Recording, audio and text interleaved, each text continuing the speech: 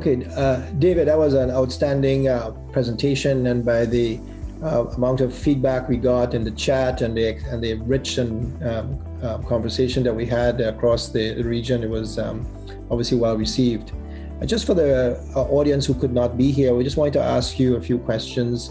Maybe you can summarize some elements of your talk. First question I'd like to ask is that, could you summarize what are the main barriers really for the adoption of AI at point of care? Yeah, and I think this is maybe one of the real main focus of the talk was that we often think the challenge of AI performing well in a clinical situation is to do with the actual algorithm itself. And I think what we're seeing is that it's really not the limiting factor right now, that the actual technology in terms of machine learning itself. It's really other things around it that influence the adoption of the software that would include that AI in a healthcare setting. And so some of the most important challenges or barriers that exist are access to data. So really granular transactional data from the different sources that you would need to fit that algorithm and know if that algorithm is working well and monitor it over time. Certainly training and skills of people can be a challenge too. Do you have the right mix of skills in terms of people in your organization? Issues of interoperability, can you interface across different systems to receive and push results back into systems? And often in the literature, I think there's really not as much evidence we'd like to see around the benefit and the cost of some of these interventions. But probably the biggest issue really is this issue of culture change and the fit of what you're doing with the healthcare process and culture. So you're fundamentally, when you put in place AI in a healthcare setting, often changing really one or more healthcare process, and to really understand what that process is and how you're going to perturb it, and you need to prepare the ground in terms of change management around that, and that's probably one of the bigger factors, I'd say. But I think all of those issues really together serve to make it challenging to implement AI in a healthcare setting. And just to follow up on that, on a more poignant issue, why should physicians and nurses care? Like, why should we care about AI? Are we going to lose our job? Is it going to help us? Is it more work? Yeah. Well, demystifying the whole thing is part of it. I think, you need to understand to some extent what's inside the black box, particularly if you're going to take the output and work with it. But I think also professional orders too have noted that, for example, for nurses and physicians, that they have a duty in some sense to understand what's being done, particularly in diagnostic and therapeutic situations for clinicians. You can't just take a black box output and run with it. You have to have some sense of what's happening and how to interpret it. So I think it's important from that perspective, that the people working with the algorithm understand it, the systems, or understand in some sense what the algorithm is doing. They obviously don't have to know the details of everything, but they need to know its limits.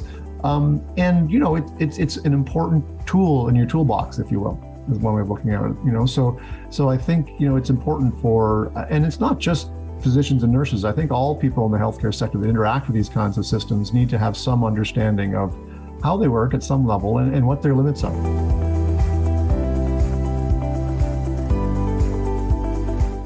During your talk, you mentioned learning organizations.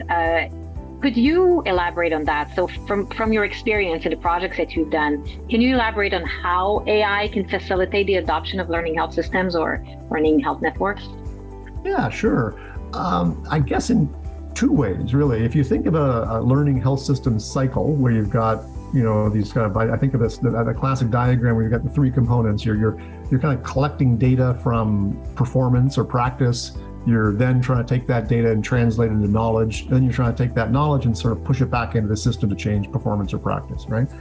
So I see AI as being quite useful for two of those components. Data to knowledge, you can argue, is essentially what a machine learning model is doing. It's learning from the data, and it's trying to, I don't know if knowledge might be a bit of a stretch, but it's trying to create some kind of advice or guidance that can give you. And then the software you wrap that all in is essentially that trying to push that back into practice. So you've sort of said, look, I've somehow taken all this data and I've distilled it down and taken some knowledge out of it, and now I want to push it back in a routine way into practice. So I'm giving guidance and giving support in terms of what you ought to do. based on that knowledge. And so you can actually see a parameterized machine learning model as knowledge in a sense, right? So your first, there's a lot of work to take the data and transform it. What's the right model? What are the right data inputs?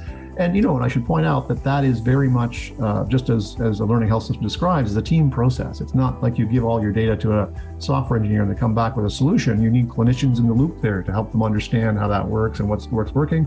And then at the sort of the second step where you're actually deploying and you're going from knowledge to practice, that's really what mainly my talk was about, was, how then do you take the model that you've built and that you think is working well, and how do you make it work in a healthcare setting to change practice? And that's not a simple step, obviously. But I think that way, and this is one way I think you can sort of conceptualize how AI is really helping us towards a learning health system, by really helping us with principally those two main steps, but also, pushing us towards getting our data in order and thinking about these processes and how we analyze them and feed things back into the healthcare system. So I think it's actually a very complementary technology for a learning health system perspective.